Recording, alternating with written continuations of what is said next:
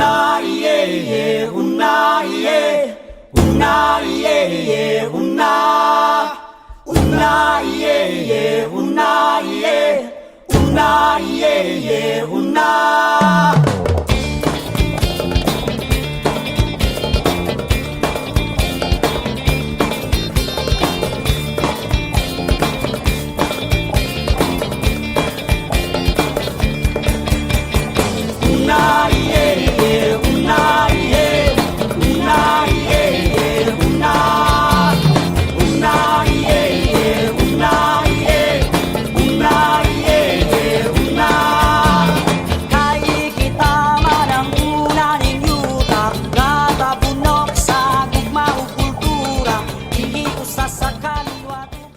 Hi everyone, welcome to today's People and Plants International webinar series. I am Melvin Guilleno from SPNKK in the Philippines, and I am with Gabriel Alvarez Anaya, coordinator of the People and Plants in Mexico.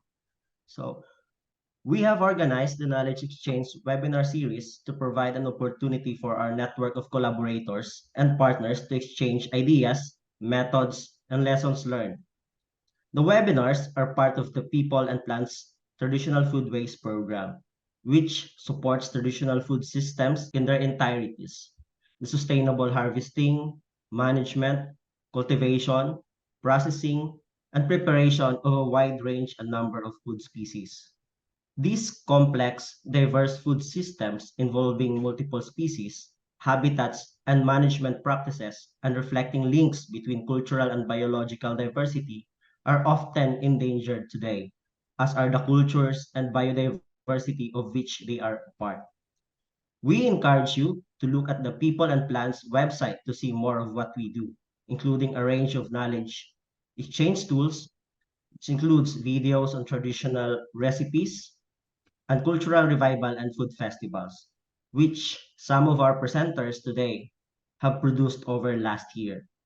The webinar series focuses especially on knowledge exchange tools like manuals, videos, games, seasonal calendars, cooking contests, and recipe exchanges. As I am sure many of you know, it can be difficult to find information on how other communities and groups facing similar challenges and issues share knowledge and information. There are many creative approaches and things we can learn from each other. We will hear from Melvin first. He'll share with us their experience in the Philippines, organizing indigenous food festivals with the Negrito community. I will just share our experience on how we were able to strengthen the solidarity and build voices of the Negrito communities in the Philippines through cultural revival and food festivals that we are doing. Next, Gabby. So, food festivals, a strategy for cultural awareness and revitalization. So, indigenous culture now is often challenged because of the development and the introduction of the mainstream culture. So, this contributes to the slowly vanishing of indigenous culture. So, as hunting and gathering society, the forest, is really the food from the forest is really important for the Negrito community as a source of their diet. So the food festivals that we organize are open for the public, but it is unique because it's only limited to those people who are really interested in the culture and wild foods of the community. So the intention is really for the Negrito communities to come together and showcase the richness of their culture, to be proud of their heritage and cultural roots, and also to articulate their positions and aspirations to the different organizations that we are invited to be present during the food festival. So this involves a lot of issues that needs to be addressed, no? So this provides a venue for them to present their issues. Next, Gabby. So this pictures were taken by Gabi during our food festival in that was held in Negros, no? So even me, I was surprised to see how unique, how rich the culture of the Ata communities in relation to their the strategies in relation to wild food preparation. So some of them showed how to cook food in a bamboo, how to cook food using the anahaw leaves. So anahaw is our national leaf here in the Philippines. So I was really surprised. So there's a lot. So I think it is important not only for the indigenous communities, but also for the other people who were present during that festival to know that wild food tradition of indigenous cultural communities are still there. It's not vanished, no, it's still there, and indigenous communities are doing well in maintaining this important traditional knowledge of them as guardians of this indigenous knowledge. Next, Gabby. So community organizing and strengthening of the Negrito network. So this is one through wild food cultural revival and food festivals. So we also use this as a strategy for community organizing and strengthening of the network. So actually, food festival really plays a significant role in the creation of our network SPNKK. So it was really SPNKK really started because of the food festivals that we're organizing. So but during that festivals, people indigenous members would say that we only met during festivals. We only discussed the issues present to government organizations. But then after the gathering, the festival would end, and it ends there. So there's no continuity. So Negrito leaders really urge the secretariat to form an umbrella network that focused only for the Negrito groups in the Philippines, so that there will be continuity of the issues and issues that needs to be addressed, no, and that they can better advance the issues to the government through collective actions. Okay. So building partnerships and opportunities for advocacy and dialogue with government. So included in we really ensure that it is included at every festivals that we held. We ensure that there will be a space for dialogue between government agencies and the communities, no? Um, so the food festival that we organized, it did not stay in one place, no? It is mobile, meaning it travels from one it was held from one ancestral domain to another ancestral domain. So it is not focusing only in one community. So the purpose of this is to really address um, the issues faced by that particular community through inviting government officials, higher officials that can help address the concern of the people.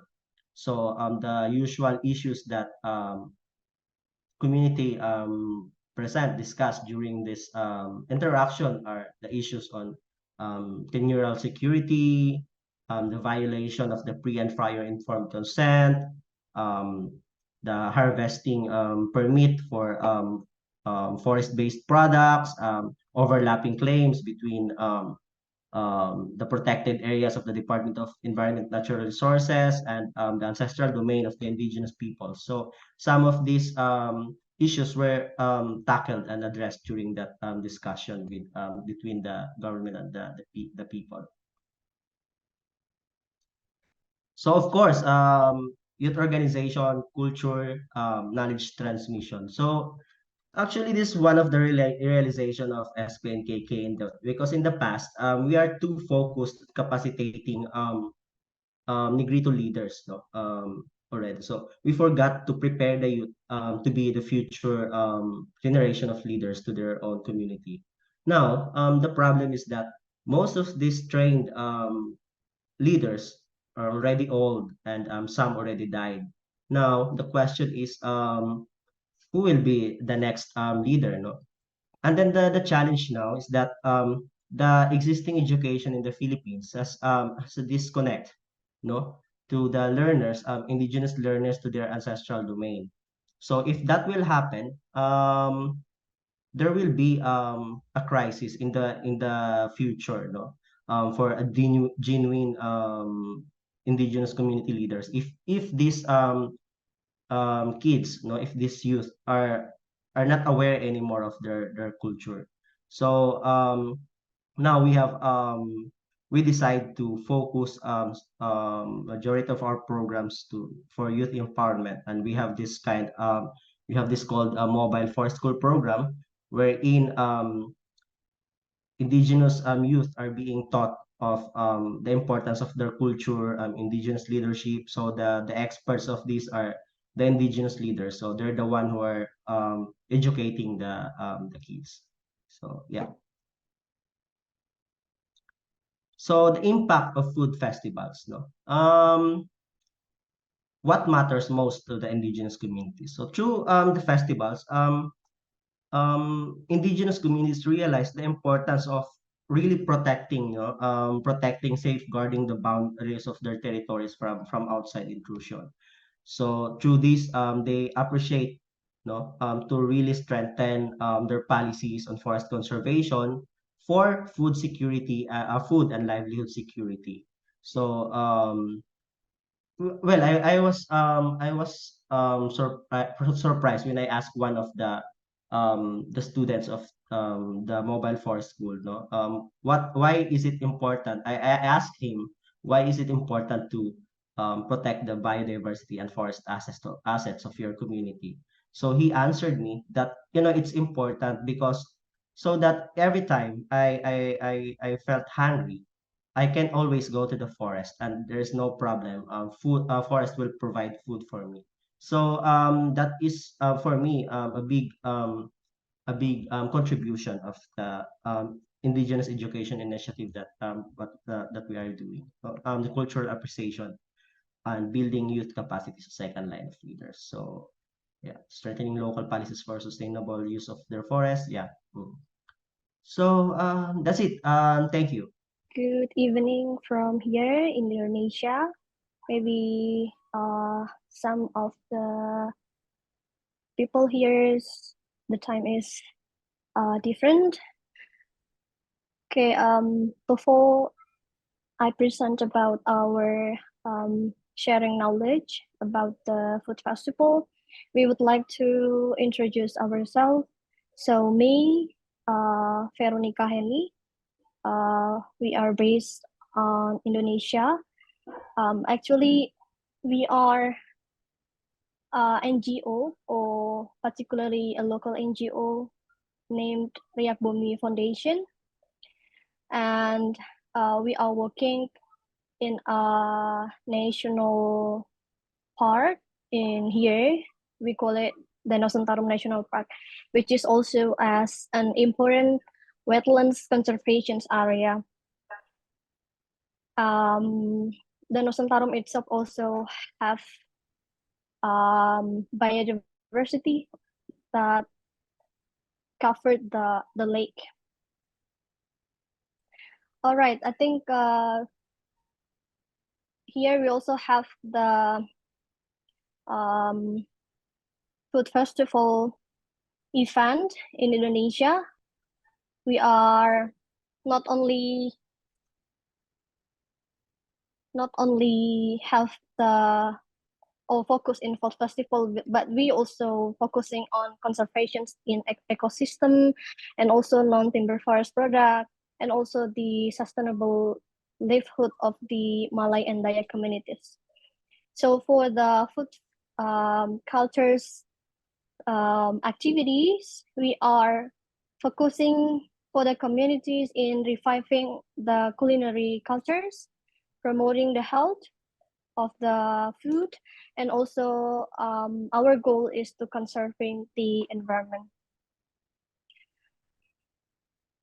Yeah, Riak Bumi Foundations is already held 4 times of the festival. The first it is in 2014, and second it is in 2016, and the third in 2019, and recently we did the festival in 2020.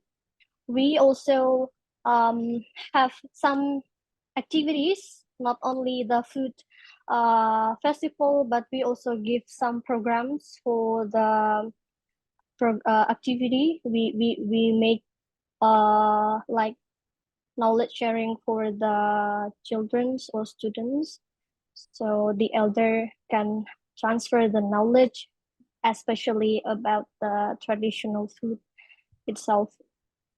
And there are some stakeholders also participated in this activity: the local government, educational institutions, some school in elementary, senior high school, and so on. Also some local communities and also the other local NGOs. We may go next. So actually the essence of the keeping the culinary, it is as an heritage. Like we want to see the unique flavors of the food and how the technique of the people in cooking the food, what are ingredients they take from the forest, and also it is as a cultural significance. Like here we can see the one example of the food made by the local people. It is fresh and locally sourced ingredients. Also, they use a sustainable packaging for the preparing the food.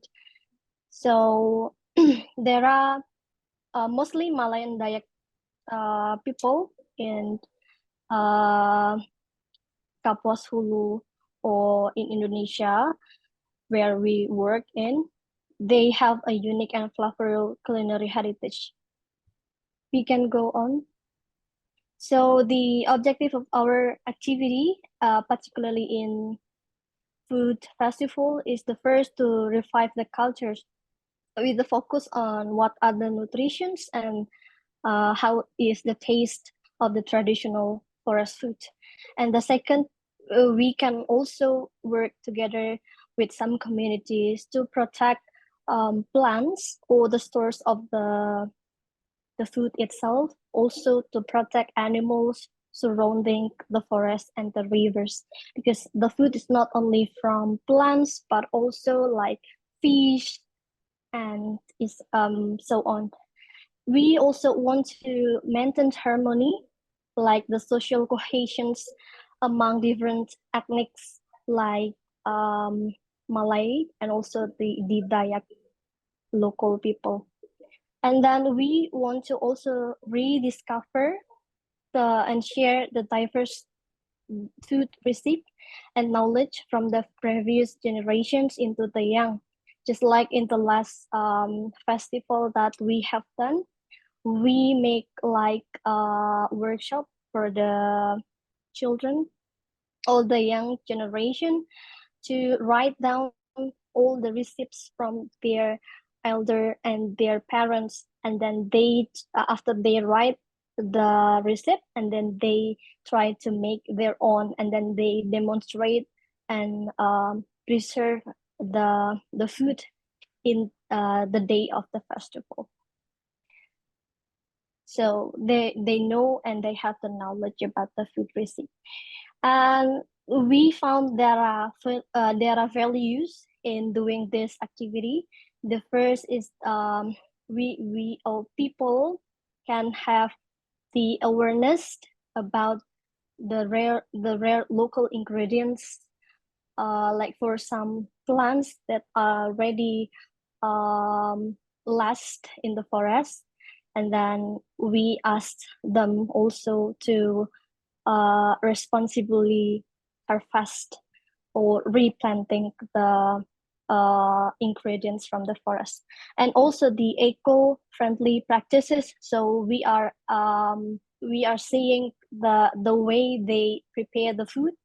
It's also using sustainable packaging, which refers to composting the food waste. Also, the slow food movement, so they can approach healthier to the food. And then we hope that from the festival or from the traditional food activity, it would exchange the knowledge for not only for the children, but also people who comes and attending the food, who taste the food, and all participant in the traditional events. And I think traditional food also give feeling of pride of the local people, because they serve their local food to the public. Like in the last festival, we are inviting some participants from another country, like from Japan and from Holland. So they also have a chance to taste and to see how the way the local people cook and make the food, and what are the ingredients. And I think they are really curious to see and to know about what are the ingredients taken from the forest. Then we go to the next. Yeah, this is the conclusions from I think from the activities in the food festival. People having the sense of pride of their local food, and they can celebrate the local wisdom, especially celebrating the togetherness of the people living in their places. And we have the knowledge transfer cross generation. There are also some educational activities like storytelling for the children. Also, we have the traditional games that already maybe rarely happens in that local area.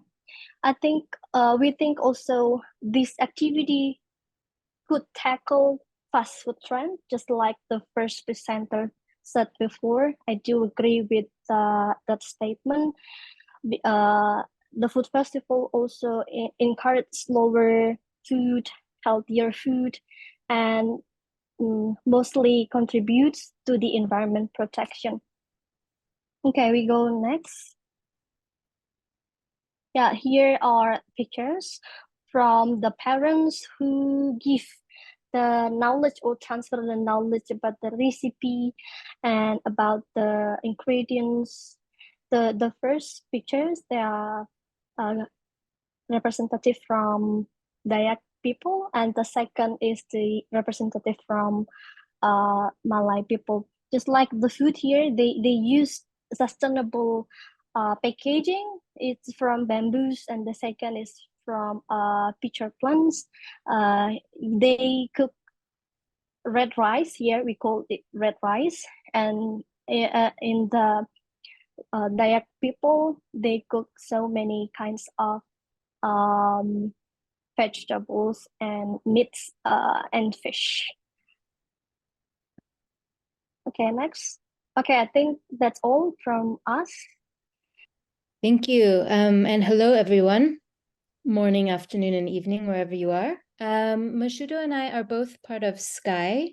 I'll just introduce us while Gabby's starting our presentation. And maybe we can even just jump one slide. Sky is the Seed and Knowledge Initiative, which is a partnership of 15 organizations working in 4 Southern African countries: South Africa, Zimbabwe, Zambia, and Malawi.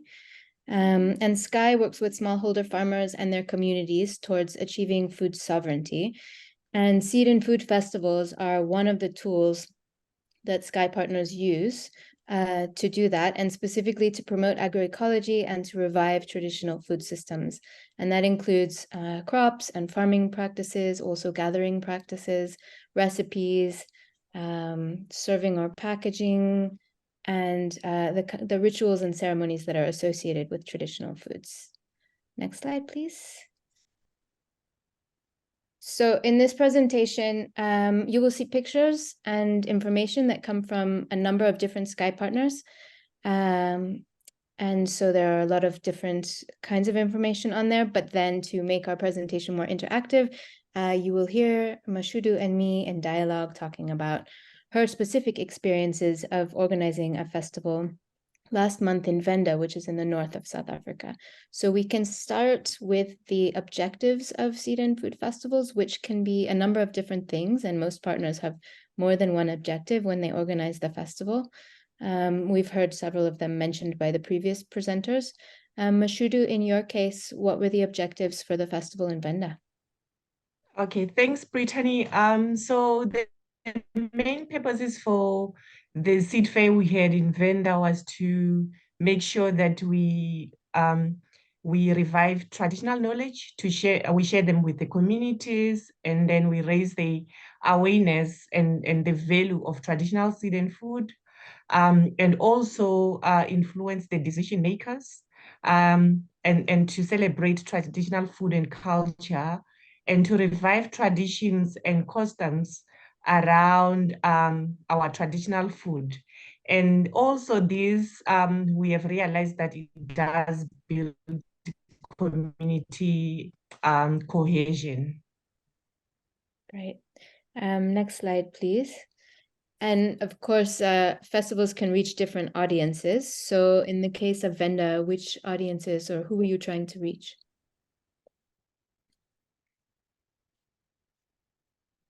Okay.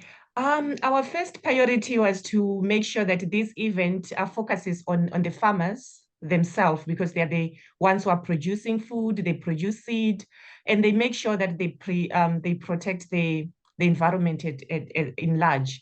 And also to make sure that the local communities that we are working directly with, like Mazimba community, Sheshe, and other communities from the neighboring provinces, we had also make sure that we invite the people like the decision makers, like the traditional leaders, the Indunas, and make sure that the youth are also part of this process.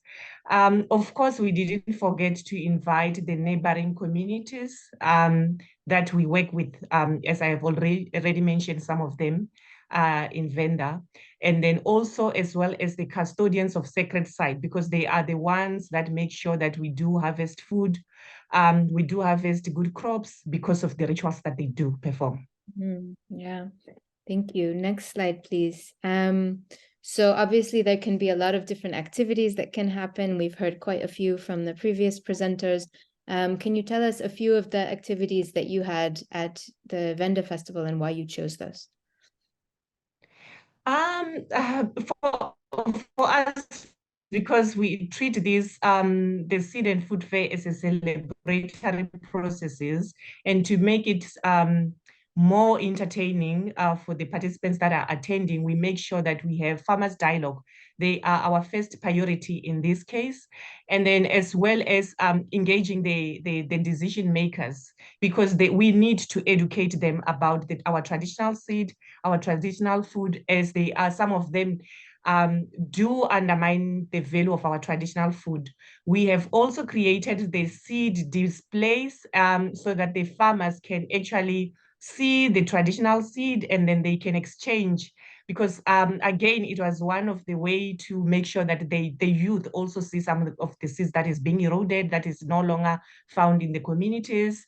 We also created the demonstration for harvesting, so that the farmers also can see where those seeds are coming from, which are being exhibited in the spaces. We also do have some cooking contest, which the traditional food is being cooked there and then displayed in these spaces. And then we we do have some people who taste those food for the first time, not only because the food is not there, because some of the people doesn't have knowledge to cook those food. So it is the time for different experiences to be done. So a lot of traditional dances were being shown by different cultures and traditions to entertain, and then also to educate the young ones to explore the beating of the drums and the traditions that is being worn by the elders, so that they have a feel of what does this song mean, and then the attire that it is being wear during that time. How does that represent, and the role of the drums which are being beaten there. And there were a lot of different speeches that were organized for the farmers and for the decision makers to share with the participants. We also organized the tour to visit different places like the farms where the farmers are plowing or growing the different crops. We also went to the sacred site so that we also have learning or cross-pollination of ideas in terms of reviving customary laws to protect and to maintain those sacred sites. We also do make sure that we do have rituals and ceremonies in the opening as a way to strengthen the communities to uphold those practices, because they are disappearing because of the religious, and then being seen them as being backwarded practices. We also organize the competition to motivate the communities as well, so that people do their best to bring those seeds and food, and then see this as something that is still much important for their communities. Different activities for the kids, like we call them tides, ingano. These are poems, educational poems, folk stories that are meaningful to us and to the community as well. And then also some of the, of course, online activities like the talks, demos, and others. Thank you. Thank you. And then just briefly, maybe in terms of the process and the planning, so we don't run out of time, but what would you say are like one or two key aspects of how you go about organizing a festival? Okay, we need to make sure that the community own this process, and with less support from the NGOs, because it is their own process. And then also we need to make sure that we engage the traditional leadership and other decision makers. Yeah, so important. Thank you. And how do you know what kind of impact, could we have the next slide, please? What kind of impact the festival is having on people? How are you measuring that? Okay, next slide. Okay, normally after each and every seed fair or the celebration, we make sure that we do have a reflective dialogue after the event. And then we do have media coverage so that we kind of make this thing known outside. And the number of the participants as well, we do track that through our registers. And the diversity of food that is being cooked and displayed,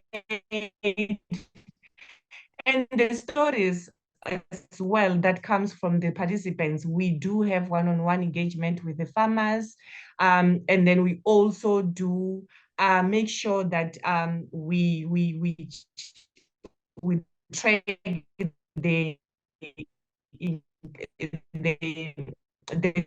diversity, whether it is increasing when they are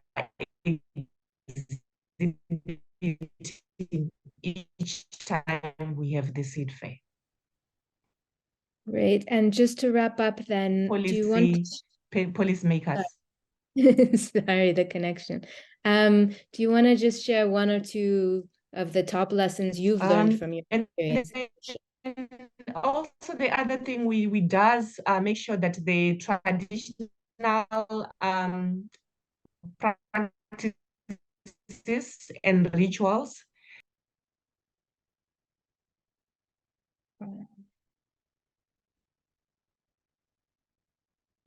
I'm sorry, I think we lost Mashudu. See if she can come back. But we were just going to close off with a few lessons here in any case, around ensuring there's enough time for the planning, that the community really owns the process, choosing the timing in terms of, you know, harvest time versus time when there's more seed available, when people are free. And then considering whether you focus more on the people you've already been working with, the farmers and immediate community members, or whether you have a more broadly open and public-facing event that's more focused on awareness raising and perhaps advocacy. So I think we'll wrap up there. Mashudu unfortunately lost electricity, so but at least she's with us in the chat. Thank you. Can you hear me? Yes, we can hear you. Thank you, Vivian. Okay, well, thank you very much. Actually, the previous presentations were very informative and actually quite inspiring. We are going to talk a bit about the experiences with Quechua Amazonian people in Ecuador. There are about 25,000 people, 125 communities, a large territory mostly covered by tropical forest in a relatively good state of conservation. Although the realities might be quite different from one organization to the other, from those who still rely on their lands to provide most of the necessity in terms of food, to others whose resources have been, whose land and resources have been deteriorated, impoverished in different degrees. We are quite new actually to the traditional Foodways program. It's a couple of years we have been trying to introduce the idea of doing food festival to the indigenous communities, their organizations, and it's interesting actually from the first presentation that Melvin did, that here we have an organization who actually was created in the early 80s and for many years has been growing to a certain point, and after about 20 years totally collapsed due to many different factors, and basically came to lose most of the achievements they had achieved. Why is that? This is a situation which actually many organizations are facing nowadays. We are speaking about the deterioration, the degradation of the lands, the resources, but also the loss of the culture because of Western education, political parties, religions, and many other external factors which impacted internally on the local communities, cultures, to the point that nowadays a lot of young people migrate to the cities. They have been educated in the Western education, and that has led to the disvalorization of their own culture. So being a small NGO, together with my wife who's sitting next to me, she's actually part of the Quechua indigenous people, we try to motivate the interest of indigenous people in the food festival. But as I was saying, we're facing a situation where the culture has suffered quite a lot. A lot of young children do not speak their own language, and so there is a cultural erosion as well as a biological erosion. And the introduction of the idea of the food festival, although was, you can actually pass the next slide. Sorry, Gabby, I was kind of speaking. so the deterioration, the changes, the cultural changes, the biological degradation of the land has led to a situation that has brought certain difficulties for us to introduce the food festival because a lot of other components of the system, the cultural system, have deteriorated so much. People today nowadays think of so many other things. First of all, how to get money, and expecting many of the problems to be solved by external institution, by the outside, and losing sort of their social cohesion and their own capacities to govern their territories. So what is happening is that the food festivals are seen as good ideas, but they are not able to stand somehow in the mind of people for very long in terms of the consequences or the objectives of, say, for example, recuperating lost seeds, continue to practice recipes, things like that, because again the general situation is so complex that it requires more a sustained, continuous process of cultural revival, where traditional food system are a part of, but there are so many other aspects too that need to be addressed, I would say, like simultaneously, that can allow for the revival, cultural revival process to stand in time, to continue happen. So next please. So for us, what we have seen is the importance being an external institution to present the program to the indigenous organization that is sort of the main governing body over this large territory with 16 different organizations, that they actually endorse, appropriate the proposal of food festival, but within the larger project of cultural revival, strengthening the organizational structures, basically addressing all the problems, education, health, economy, and the food festival will be a part of this. So we are now starting, just about to start with this process, a large project to have a beginning to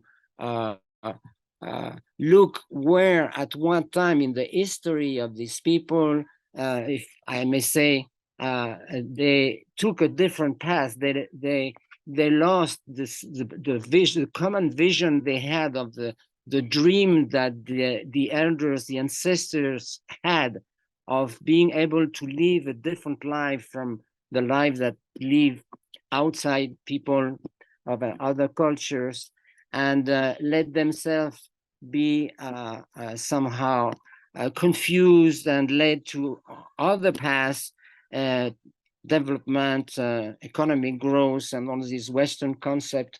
So looking back at that time, that moment when they lost that path, and trying to go back and start again to recover the thing that they lost along the way. So for us, as I say, it's very important that now the organization is appropriating this proposal, and we are behind. We are backing them up. We are going to see how we can support them, writing project, looking for resources, technical, financial resources, to help them do what they think they need to do, starting with what first, giving priorities to the different aspects of this basically organizational strengthening and cultural revival process.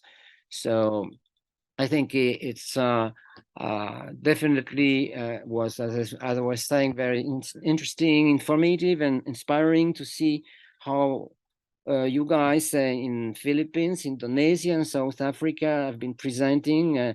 It's something that we'd like to share with the local people here.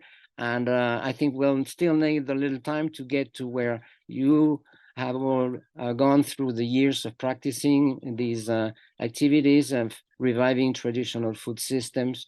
Definitely think that this encounter, sharing of experience is very enriching for us. Thank you very much. Thank you everyone for your presentations. We have a few questions for you in the chat. I'm going to read some of them and ask our participants if they want to read or raise their hands to address you directly. Yes, thank you.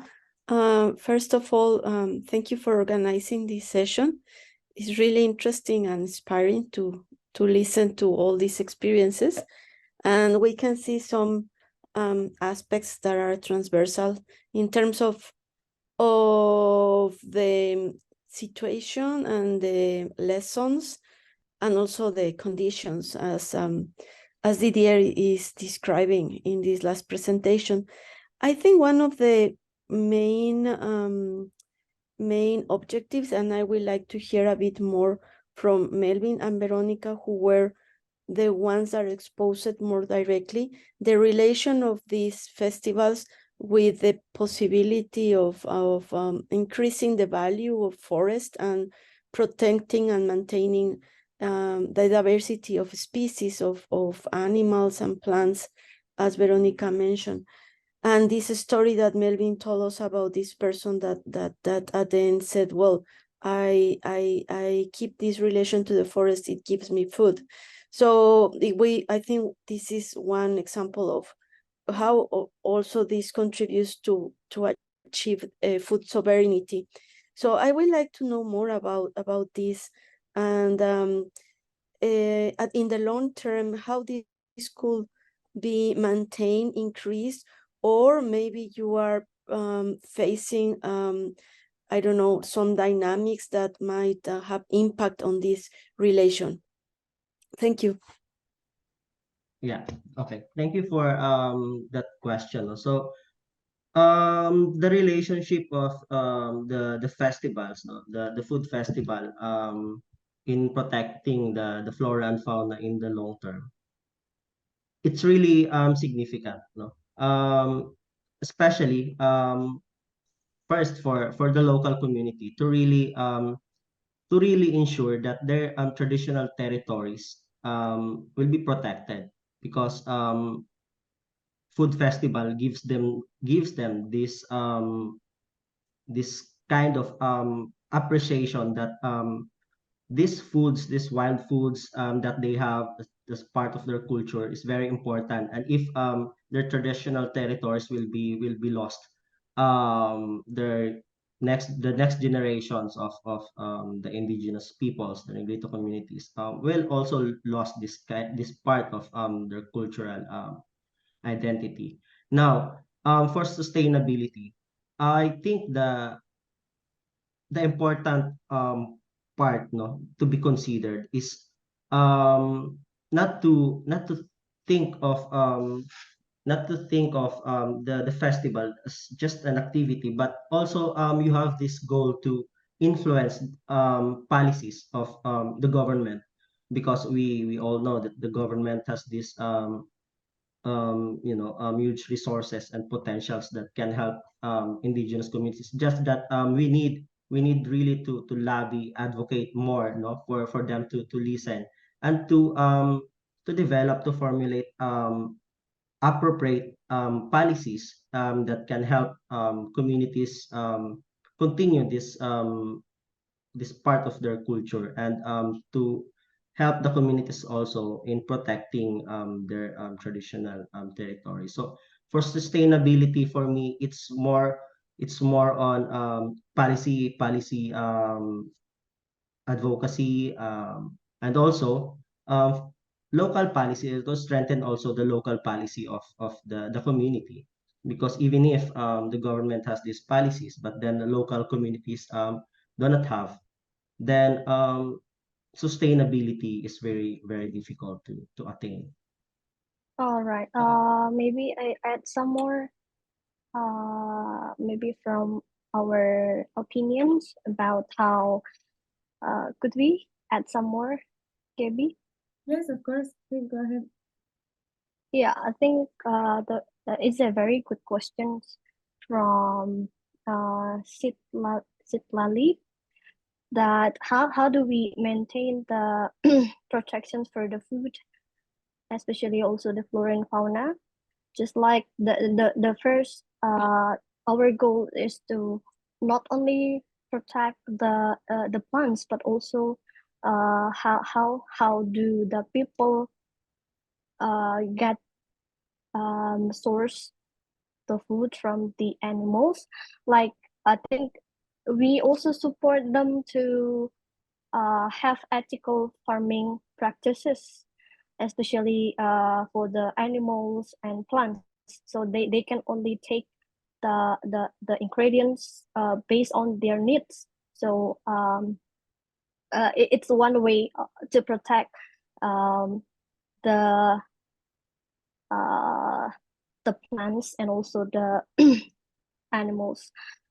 Also, they are using many sustainable packaging for the food, like the pitcher plants. Before that, we have sold the pictures.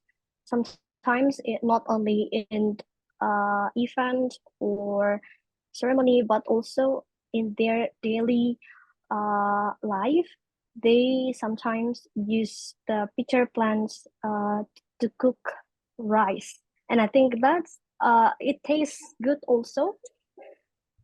And for the long terms, is it will keep the forest, and they will also give to I mean to protect the forest from garbage, because the sustainable packaging, it will less of food waste. And for the educations for the children, I think it also give impact, because the children will keep their recipes from their parents, and the story from the food or the traditional food itself. In our area, there are some traditional food that is used for some kinds of ceremony, and it is important.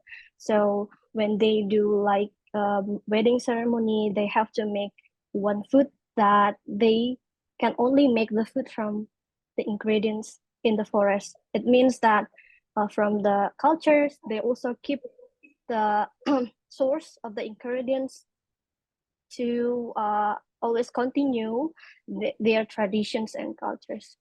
Okay, maybe Pak Heri would like to add some more.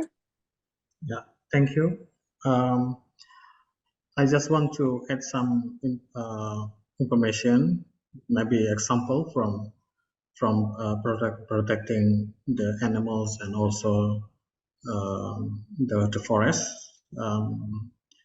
In the Dayak communities, they also have a customary law to protect the fish. For example, they're not allowed to catch all fish, but they select like the size of the fish to consider the sustainability of the fish in the rivers and lake.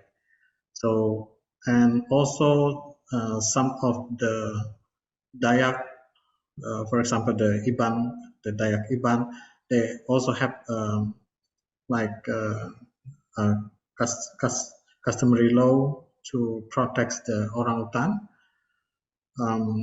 because they believe, like the Dayak Iban believe that they have a strong relationship between the Dayak Iban and the orangutan. Some story they mention about some of the like their generation, they when they die, some of them become the orangutan. So uh, like it's like the cultures of the Dayak Iban to protect the orangutan. So that's some of example. Thank you. Okay, thanks, Sarah.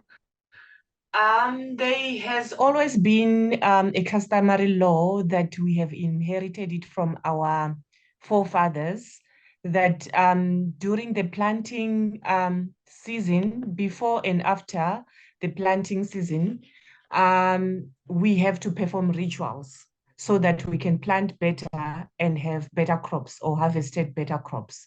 And afterwards, we need to make sure that we have rituals that are done as a way of honoring the spirit or the ancestors of the land, that we have asked for rain. And then after having the rain, now we have harvested what we have planted.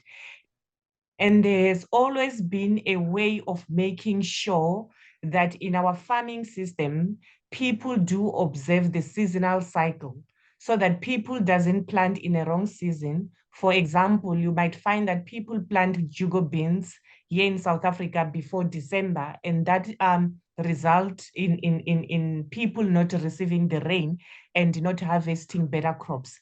And also through that, we also have a way of eliminating pests and diseases for the crops. So there have been always a way where the community come together, collect the seeds, and then we take it to the traditional leaders, and they perform certain rituals to prevent for disease, heavy rains that might come before we plant.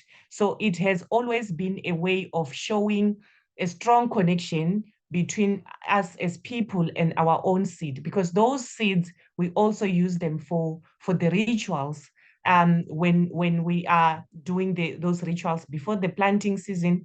And also like things like maize, peanuts, and the first fruits that are ripe just after, just before April and May, we do make sure that we select those and honor the spirit that is giving us food. Same thing with the wild fruits, like the amarula. In South Africa, we, in different cultures, we know and understand that when we are harvesting those fruits, we don't only need to think for ourselves, but also to think for other species, because those trees do have the spirit that we also need to make sure that we leave some of this food for those animals. It could be a snake, it could be any wild animals that consume that food. And also we do honor those trees because we use them for certain practices that are invoking the ancestral spirit in our homestead, or when we go there to the mountains to do those rituals, in brief. Okay, so I'm gonna ask a question sent by Caroline Jaquet in the chat. And her question is, are these festivals meant to create markets as well for these indigenous and traditional ingredients? I think in the case of the Sky Partners, some of the festivals definitely aim to create markets. So if we look at the national food festivals that they hold in Zimbabwe and Zambia, where there's large participation from the public, it gives the farmers an opportunity to create direct relationships with people who might be interested in buying from them. And particularly because there are recipe demonstrations and tastings and things like that, it's creating more demand for those foods that the farmers are growing, because the traditional foods are rather scarce in the urban areas.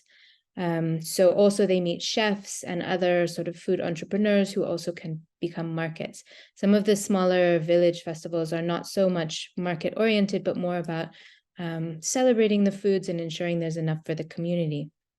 And then Chawanangwa was asking about how often the festivals happen. So usually annually, I would say, occasionally, not every year. And they happen from village level to province level up to national level in different places. And yes, there are definitely similarities between the indigenous foods in the different Sky partner countries. This was the International Year of Millets, and millets feature prominently in all of the countries, also sorghum. Many of the beans and some of the wild greens that people harvest are also very similar across the region. The climate, it varies within countries, but it's somewhat consistent across the region.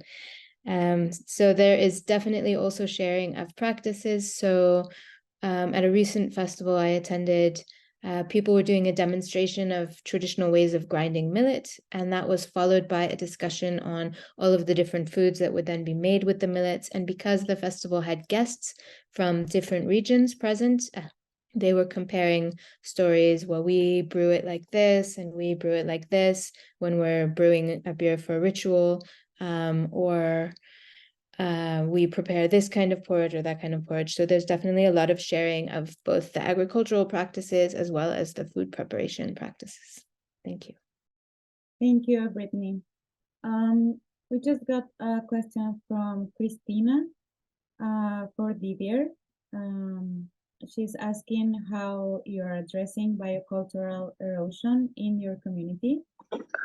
Yes, well, for us, definitely, I mean, for the indigenous organization, they have just been elected a new governing council. They are young people, and I think they have become more aware of all the structural conditions that have led to the situation that I was describing. So there is an opening there that has allowed us to stand next to them and to offer them some support to start addressing this integral situation. So the first thing for them is that they identify as a main problem is a lack of governance capacity, leadership, real leaderships. There's been many leaders, but unfortunately, leaders who have become politicized, and who have not really addressed the situation from the culture, from the social cultural structures of the people and all the different aspects of what was their traditional life. So for them, the first thing is to find ways to start creating conditions that will help to recuperate the strengths, the capacity, and I would say even the power for a leadership to grow and for people to want to follow those new leaders who are not there for personal interest, political interest, or similar things. If you can maybe, Melvin, share some information and detail on the kind of policy changes that you've tried to create through festivals in the Philippines, and if those changes have been implemented, if they have been effective, and how the advocacy that you do through the festivals is impacting policy in the Philippines. Yeah, thank you, Gabby. So in terms of policy, no, that we would like to advocate or to advance, we believe that the food festivals that we're doing significant, well, not that, because we're just new in traditional foodways, but then as for policy, first at the national level. So because during festivals we really ensure that presence of the National Commission on Indigenous People. So this is the primary agency who promotes and protect the rights of the indigenous peoples here in the Philippines. We really ensure that they were there. The National Commission for Culture and the Arts, we really ensure that they were also there during the festivals that we are conducting. So one of the policy policies that I noticed was the strengthening of the free and prior informed consent. No? Meaning when an outsider would go to a community and to document or to do some research about this kind of cultural knowledge of the community, um, the National Commission is really strict, no, in terms of this policy. That community should be asked first, and that the community should decide whether or not they will allow the research activity that being conducted. If not, then that person or that organization should respect that decision of the community. So strengthening of the free and prior informed consent, especially when working with indigenous peoples, and for the NCCA, so one of the changes that I observed was during well just this year, no, they have this program for indigenous peoples highlighting um the school of living tradition, which also includes not only um, the material aspect, like the cultural dresses, the dances of the indigenous peoples, but also they already include in this program that they have the value of the traditional foods of the community. So because before there were too focused only on the material aspect of the culture of the indigenous peoples, like their dresses, their dances, language. But now they're already trying to include also the value of traditional foods in the activities that they have. So in the local community also, um, one of the communities that we're working, no, in Negros, the Ata community, they're now really strengthening their policy in terms of simple protocol on sustainable harvesting and management of their forest assets. They're now formulating strengthening the policies on harvesting wild honeys, um, months where you can only gather this particular species of animals, and what months are you not allowed. And then this policy, they will try to lobby this policy to the Department of Environment and Natural Resources with the hope for a co-management agreement, because they believe, because they're from insiders of their culture, they believe they can effectively protect their territories, and they can effectively implement the local policies because they're the one who formulated it. Thank you.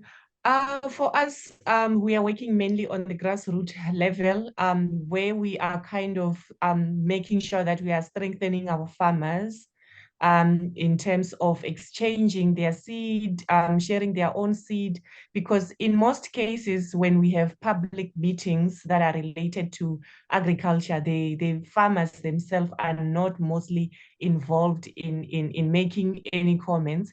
So when we are building the spaces where the farmers are exchanging, sharing, and then also making sure that they are upholding their customary laws that are related to the farming system. So we can really challenge any policy that the government is making. And also in most of our cases, we do create the agendas where the farmers' voices are the first one to be heard when we invite the government officials, rather than putting the government officials first. And then it's also embedded in the community ownership. So that's where we are now, because it was our first seed and food fair in South Africa, not in South Africa, in Limpopo this year.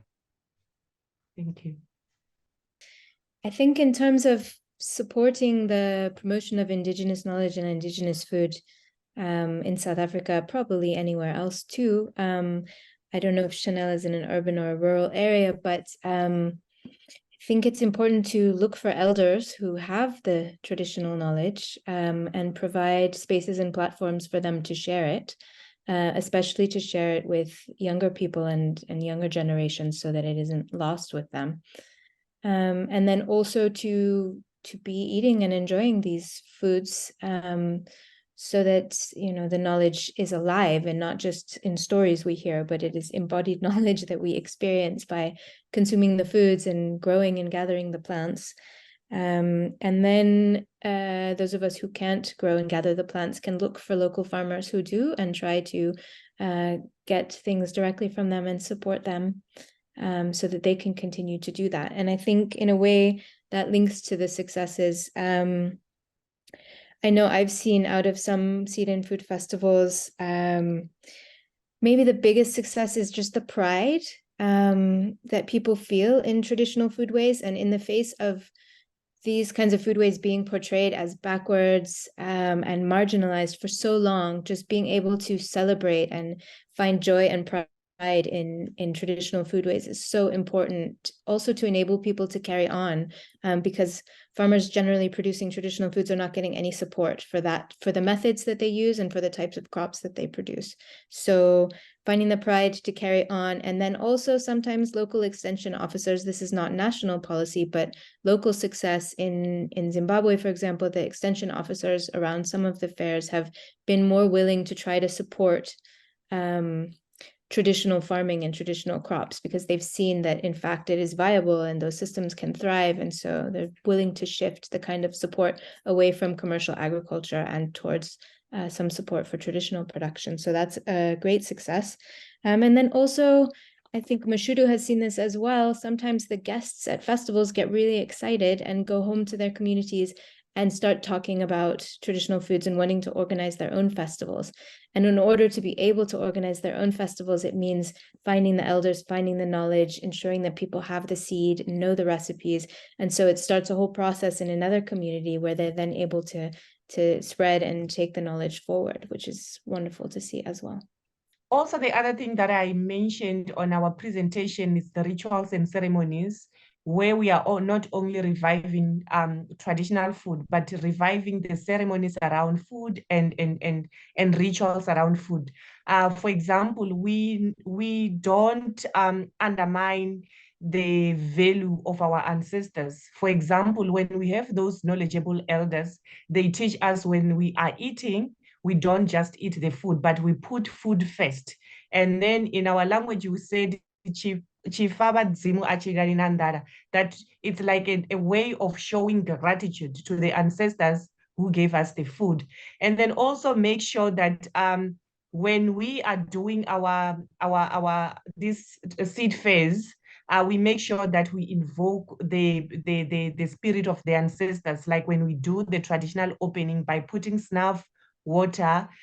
In some cases, we also do use finger millet to use traditional, to use like it's beer, which is not sour. That is bringing the connection between us and the food and the ancestors as well, because they complete the whole cycle. Thank you. Thank you, Mashudu. So I think we have already reached the end of our time, and want to thank all of the presenters for their fascinating contributions. We would like also to thank all of you, no, for joining us and contributing to a lively and interesting discussion. So please keep your eyes open for an email about our next knowledge exchange webinar. And then the recorded webinar will be placed on the Peoples and Plants website in the coming week. So thank you again, and good evening, good day, everyone. And thank you very much for joining us.